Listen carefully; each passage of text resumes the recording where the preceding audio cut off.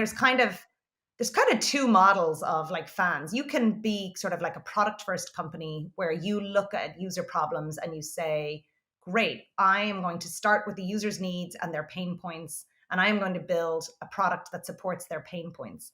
Or you can start with just create the product and hope that addresses the pain points. But if you want to address pain points, you have to listen.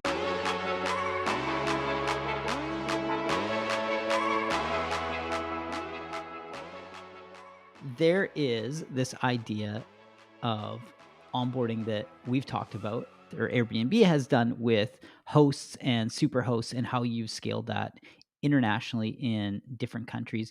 And so what I wanted to pick your brain about and get more insight was this idea of onboarding through community, like building a flywheel through community and figuring out if there are opportunities for us to do it. Because the heuristic is, or the thought experiment is, what would it look like if we had our most engaged members help to onboard new members to give them this high touch, white glove experience? So yeah, want to dig into this whole idea of superhost onboarding the way you've done it at Airbnb and explore to learn all about how it's gone down. Awesome. I'm excited. So it's kind of interesting because one of the things that sort of happened in, I would say, like the last 10 years is there's this movement towards this influencer model that has just started to sort of democratize how we actually do growth, right? And so what's great is you have all of these smaller startups, even just influencers that are starting to be able to create their own businesses direct to consumer in a way that we just never had before. You needed just massive marketing dollars to reach that. And I think what kind of has spun with that is just this ability for us to be able to find who are your true, and I think you used this word earlier, who are your true super fans? What is your relationship with them? And then have you empowered and enabled them to actually go build growth for you, right? And so if you like step back and you look at levels, right? I mean, I still talk about my first experience joining the membership of levels, and that's how I think of it. I had, Sam and Josh and Mike D, call me, text me to check in on me. They'd never met me before. They were just super excited to have a new member. And the experience, that welcome that I got, that hand holding, that turned me into a super fan, frankly. I was like, this is unbelievable. I'm not just improving my health. I have found a platform that cares about me. And then in turn, I can turn around and tell 20 other people in my community that I know care about this, you guys need to try this. And so you think about that model. And I think what has been kind of, so the influencer model at large has like grown. We all know that.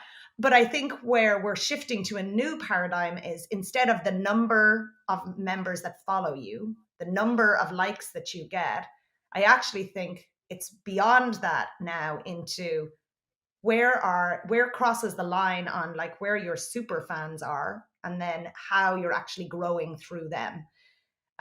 So, I work at Airbnb, and one of the things that we got schooled on very early by Brian was, how do you build something that 100 people love, right? And how do you really focus on what they love rather than just what they're going to purchase or what they care about? Like, they really love it. And it sounds kind of impossible to do, right? How do you do it? But it's, the formula is like, again and again, the most simple. You start by listening, right? You start by listening to those, whether it's your guests and your hosts in our sort of world, or in the levels world. You start by listening to your members. And I've seen you do this early on with some of like the book clubs, with some of the listening sessions. And instead of just like listening to just like one piece of feedback on the product, you listen to their entire experience. My goals, my lifestyle, how I'm using it, how it works for me here, how it's not working for me there. And you just listen, and you find all these incredible nuggets and opportunities when you stop to listen. So I think that that's like the starting block, basically. So the question is, before there was this superhost onboarding, like what was it that the team did from an onboarding perspective? And then what was the insight or the experiment? Was it all like tech driven where you like hypothetically you have like everything built out in the flow as far as the onboarding flow, and that's part of like some tech stack. And then what was the insight when you thought, let's go high touch and personal? Like, how did you what did those things look like before? And then how were you thinking about like running the experiment and then taking some data around it? Like, what was sort of the unlock that led to that growth that you're like, oh man, like we just have to double down on this thing? Was it an actual experiment, or was it something that just sort of like organically happened as you massaged levers for Yeah, onboarding? I think it was really through a lot of that, like listening, right? When we listened to our community, our hosts, on what was it that took you to become an Airbnb host? What was the moment? And we found over and over again that it was not general marketing. It was actually having a conversation with another human. And it's depending on your industry, there's often like a long sort of cycle to when you become a member of something. So if you were to become an Airbnb host, it's actually a very considered sort of decision, right? There's a lot of logistics that you have to think about. It's not just shopping and putting it in a basket and checking out. There's a very long life cycle sort of to get to that place where you decide to become one. And when we really broke down, like, where were those moments of truth that you then decided to make that, it was a conversation with another human. And we'd love, in tech, I think we always love to be able to automate something and remove sort of that like human part. And you realize it's people are influenced by others massively. And so, how do you facilitate that conversation with another human? How do you just enable that? How can the tech enable that rather than how do you take away the conversation with the human? Because that's what we usually want to do. How do you enable that?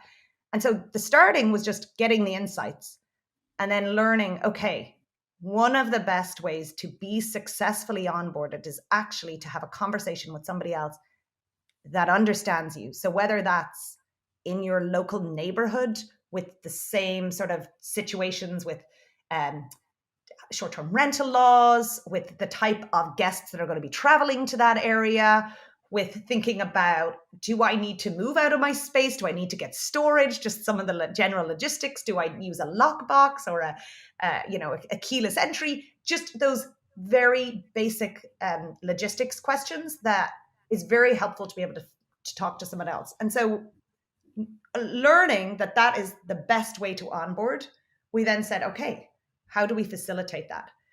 And so what we did was we picked what we would call our best hosts, um, and we looked at that through a lens of experience, so time hosting, time on the platform, excellence in hospitality, really, really high quality. They understood what it means to deliver it. And we, talked to them and we asked them, were they interested in helping onboarding new hosts? Of course, as predicted, they were already doing it, because when someone is usually passionate about something, they're already doing it anyway, right? Like you know, they do it naturally. They like to actually talk about it to others. It's the same with the levels community in many ways, right? Those like myself who just love the product, like I can't help myself telling others about how great it is. No one is asking me to do that. I just can't help myself because I'm having such a good experience myself.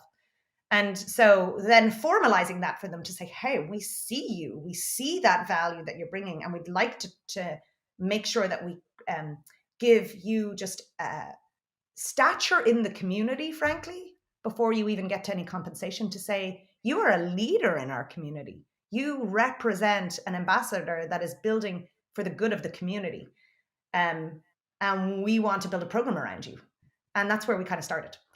Um, and and then we facilitated with a lot of smart technology to be able to match hosts that have kind of like similar zip codes, backgrounds, but also whatever the stage of their home is at that they want to host in. So whether it's an entire home, whether it's a private room, whatever their situation is, the better we can match, then that's obviously going to help as well.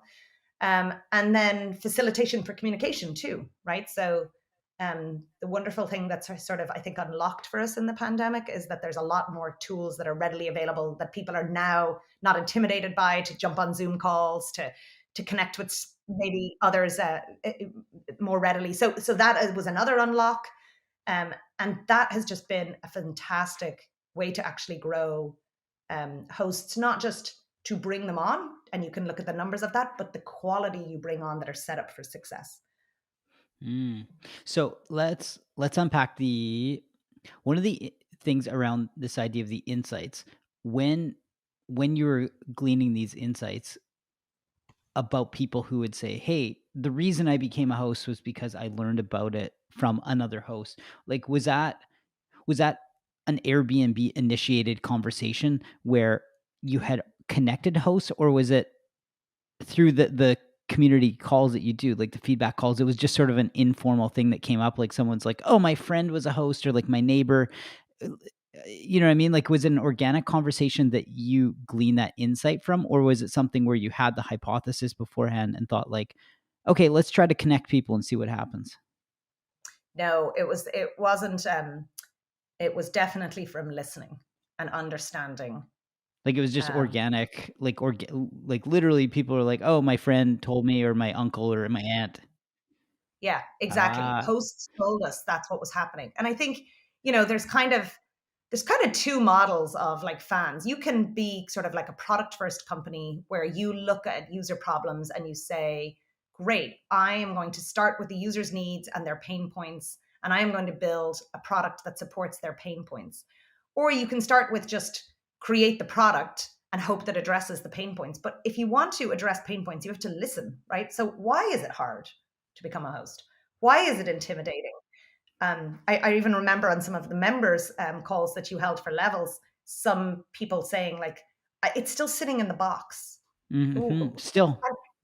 right? And, Yeah. and and why is that? Why is that intimidating to get started? What is it that you feel intimidated about to get started? And so when you hear that and then you listen to that, then you can create solutions to those user needs, right?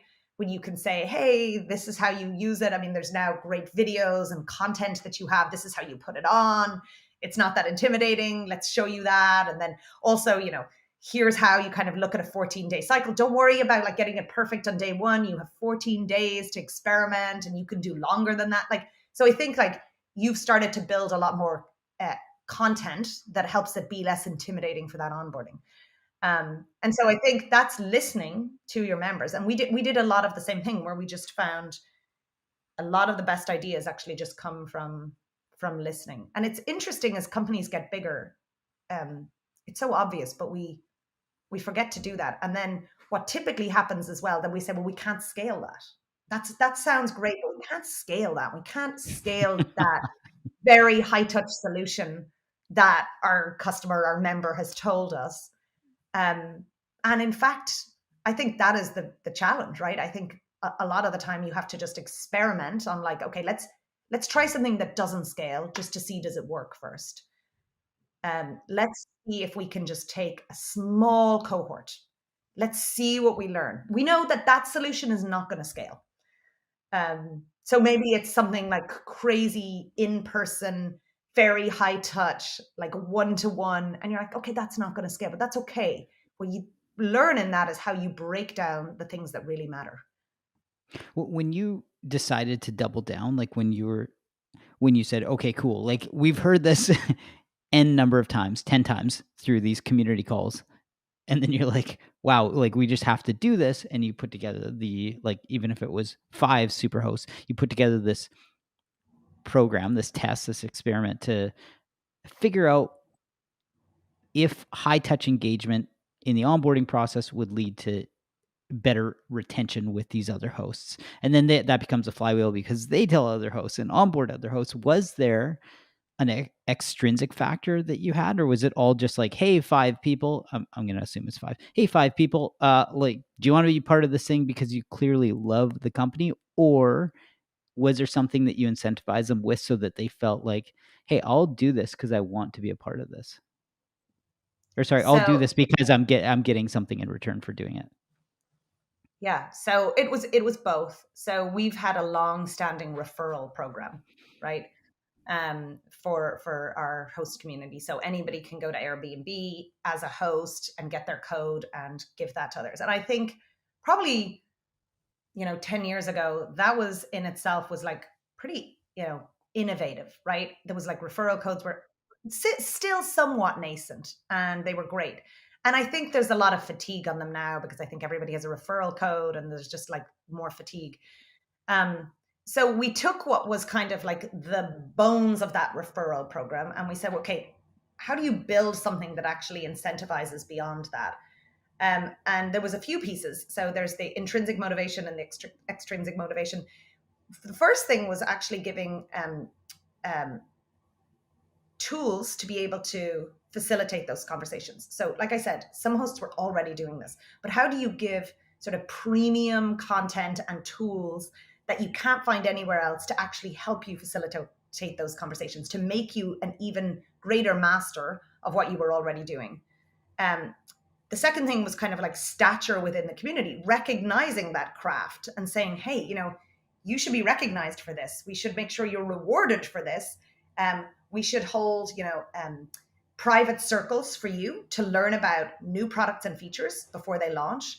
We should hold private circles for you to be able to provide feedback, forums where you should be able to critique our products, our policies, our services, because we really value your insights since you're such a fantastic sort of user of the platform. And then you get down into kind of other ways to recognize, which there's obviously still part of that original referral program. They receive sort of a bounty for their work. But I think it's, you can't just sort of take your super fans and just pay them to be your growth engine. I think that doesn't legitimize the craft and the skill that they're bringing enough. And you can use cash to some advantages for sure, but I think it's so much more than that. And so you have to bring a combination of all the pieces. Does that make sense? Mhm. Yeah, and when you are undertaking this network driven, it's network driven growth, but it's still very much an experiment as far as like V1, right? To get the flywheel going. What was the North Star metric that you were looking at to say, hey, this experiment will be successful if X? Was it around the idea of number of new hosts, like meaning a super host is incentivized maybe extrinsically and intrinsically just out of the love of Airbnb, the love for Airbnb? Was it the number of new hosts that they would bring on board so that created the flywheel? Or were you more focused on the idea of retention, meaning the next host that comes on board from great onboarding doesn't churn, or like churn minimizes by like whatever Yeah. percent? It Or was it actually both? was it was really around how many successful hosts were you able to onboard through the funnel. So not just how many did you fill at the top of the funnel, but how successful were they, kind of within a time period, and were they set up for success. So what we know, and it's interesting, you and I were talking about it earlier. What we know is like your first few bookings are very predictive of your success, for the entirety that you have on the platform. And so getting to your first booking, your first review, all of those things matter massively to the success of your longevity.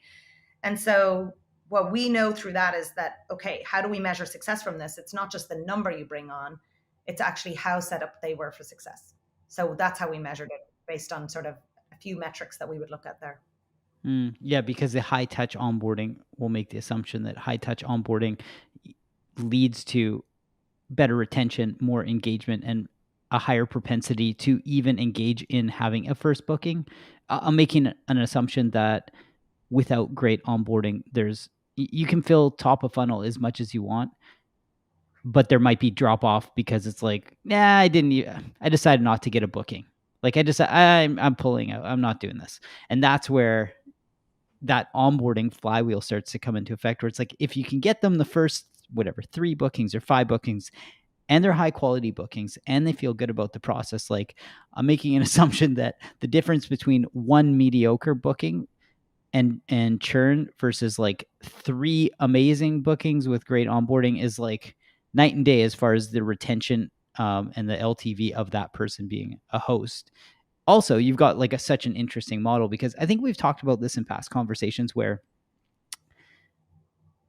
because of being a two-sided marketplace, and many marketplaces will have supply and demand crossover, meaning somebody on the supply side can also be a customer, somebody who, even like, let's take a three-sided marketplace like Uber, somebody who is, or sorry, a three-sided, I'm thinking on-demand food delivery here. My brain goes there. I apologize. Two-sided marketplace, somebody who's a driver could eventually take a ride. There's going to be crossover in some of that. But I think we've talked where you said people who had never, people who, I guess it's on both sides, the demand side and the supply side, people who had never been on the demand side and became a host and had a great experience ended up becoming a customer on the demand side and took more, like booked more nights in other locations.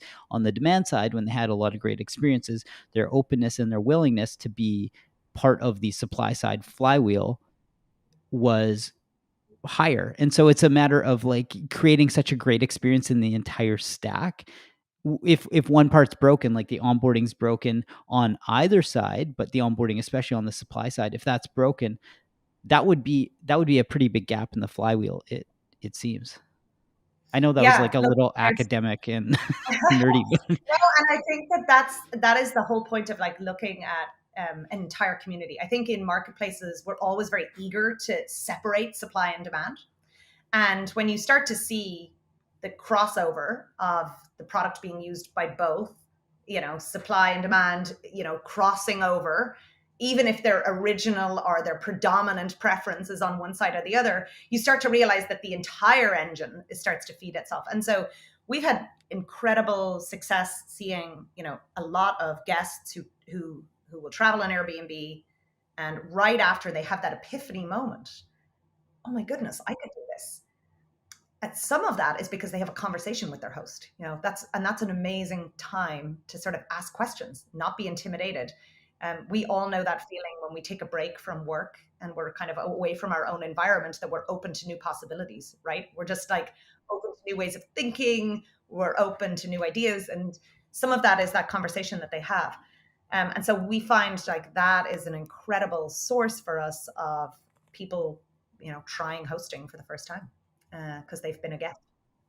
so is that when you think about the growth flywheel and you think about the input metrics, I know it's holistic, but when you're trying to unlock new growth in new markets, is it, hey, we know that X percentage of the demand side ends up becoming supply side, so the input metric is let's drive more on the demand side? Or do you go bottom up on the supply side to try to convert people to take more trips? Or is it like a little of both?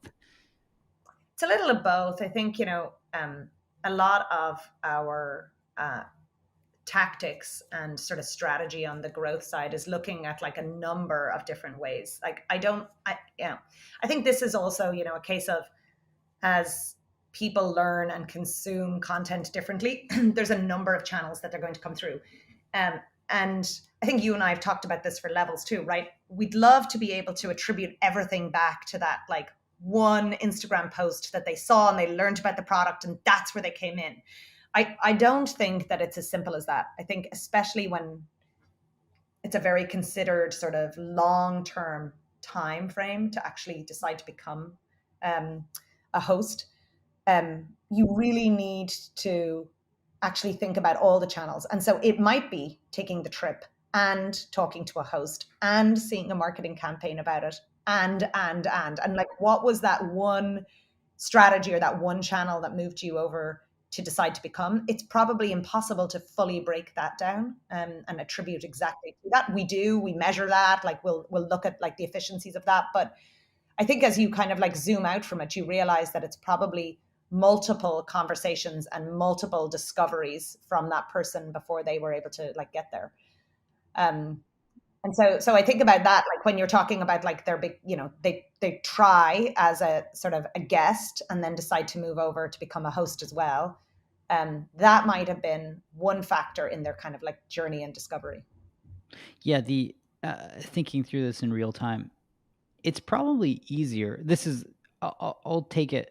I'll take a personal approach on this one and make an assumption. It's probably easier to be a guest because the mindset is being transactional. So you see that as a transaction. I'm going to stay in a place. But the idea of renting your place to people that you don't know is very emotional and very vulnerable. You have to open up, like, you have to be very comfortable. So I would imagine that it's harder to just say, I'm a host and I've never stayed in an Airbnb, for somebody to make that emotional decision, assuming it's a personal property as opposed to um, a commercial property, like one that they bought the house or the apartment or the condo strictly to rent it out. That's transactional. But if it is a personal space, it's a lot more emotional. So it's easier to transition the way in to being a guest first, and then from there thinking like, oh, this is what the experience feels like, and then you can maybe picture yourself back to this idea of having conversations with other hosts and learning more about the process. I would imagine that is an easier path into becoming a host.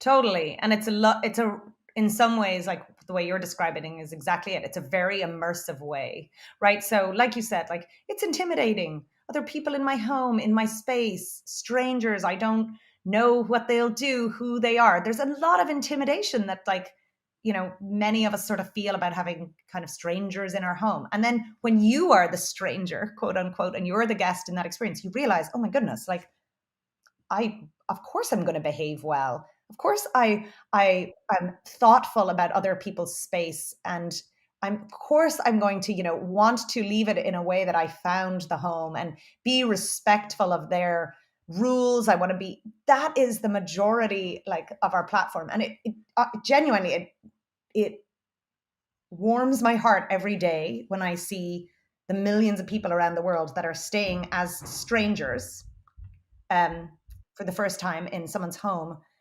and how well they all behave. It actually sort of restores your faith in humanity, um, because you realize that that is actually really who we are.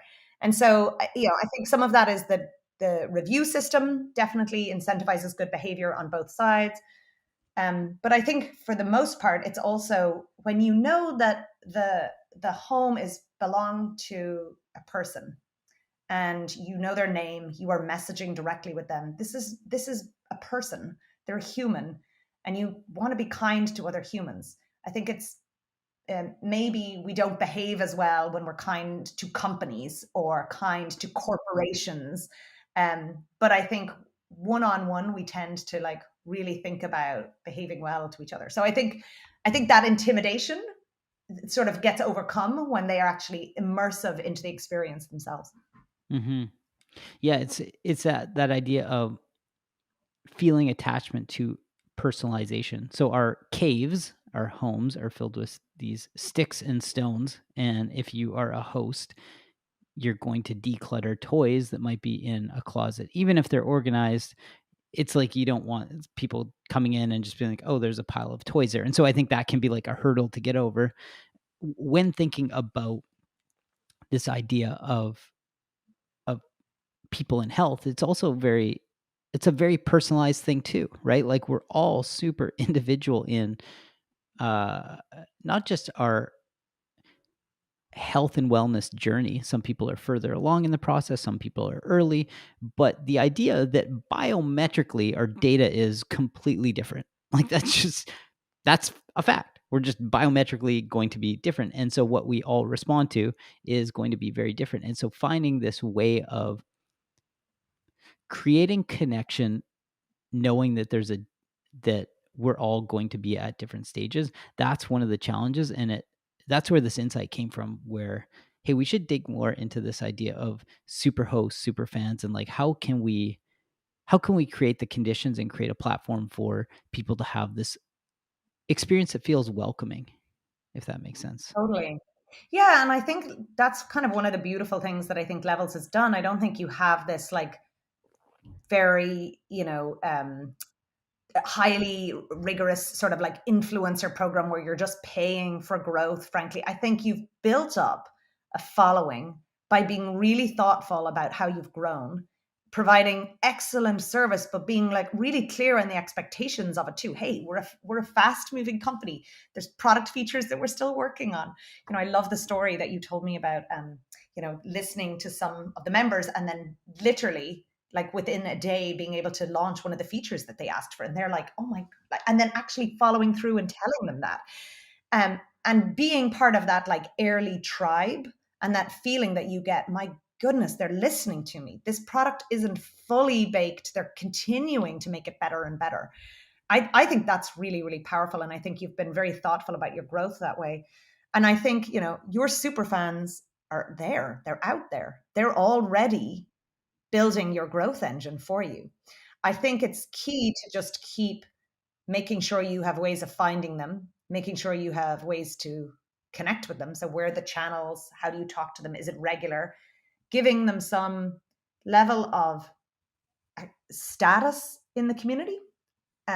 Because I think that those, we kind of talked about intrinsic and extrinsic sort of motivators. I think that that has incredible longevity, that will sustain that growth for you and not be a race to the bottom. Um, that is really, really powerful.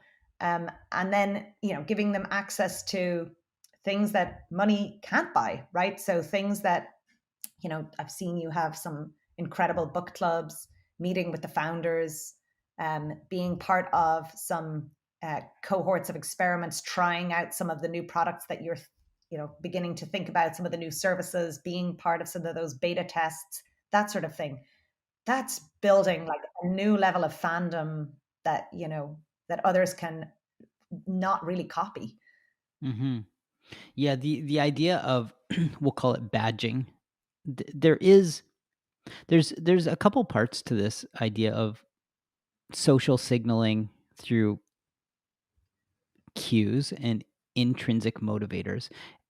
And the two parts to it are the external optics. So when people see you've got the badge, when people see, let's use the blue check mark. That's a classic one. That's kind of the head nod. Hey, you are in the blue check mark club too. You are verified. And that one's maybe a little bit wider because it might mean less. Where it gets, the more granular you get, like, hey, you're a part of that club of 100 people who have achieved that badge or that status. That means something to, back to like what Brian's saying, build something for 100 that 100 people love. Well, you can have these micro communities of like the 100-person club, like the Coke challenge, right? The Coke challenge badge. If you see somebody else who has that, the social signal that it sends or the cue is like, wow, you are in on that too. Very interesting. What is the other side of it though is sometimes having these intrinsic motivators that don't have external optics to them, meaning no, if nobody ever sees that you're part of the Coke challenge club or part of the whatever badge club, is it any less rewarding to that person? And I think the answer is no, because intrinsic motivation is what you make of it. So if looking at that badge every day on your desk or whatever it is, if looking at that every day gives you some sense of assurance that like, hey, I feel grateful to be part of this club or something, and nobody ever knows that you're part of that club, that can still have enough fuel or enough meaning to say, I love this thing. I feel connected to it. It's a very interesting thing to think how like intrinsic motivation works when there aren't social signals at play. I sort of think of it like your trophy chest. There's a public trophy chest and there's a private trophy chest, right? And there's like some things that are so great, they should be public, right? Whether that's, you could even go to like accreditations, like college degrees or awards that people get. And then there's things that are sort of like in your private trophy chest at home that like maybe you achieved and that they're not necessarily big social signals to others. And I think there's value in both.